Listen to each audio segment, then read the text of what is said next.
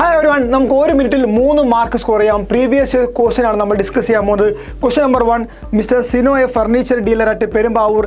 His closing stock of furniture is ₹3 lakh.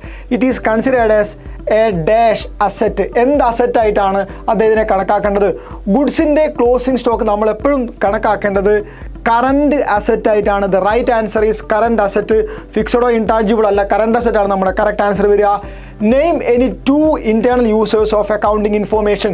നമുക്ക് 2 internal യൂസേഴ്സിൻ്റെ പേര് എഴുതി കൊടുത്താൽ മതി.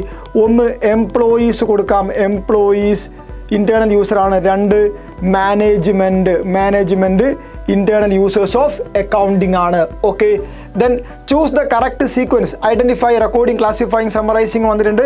ഐഡൻറ്റിഫൈ, റെക്കോർഡിംഗ്, സമ്മറൈസിങ്, ക്ലാസിഫൈങ് ഉണ്ട്. റെക്കോർഡിംഗ്, സമ്മറൈസിങ്, ക്ലാസിഫൈങ്, ഐഡൻറ്റിഫൈങ് ഉണ്ട്. Identify, classify, recording and summarising ഉണ്ട്.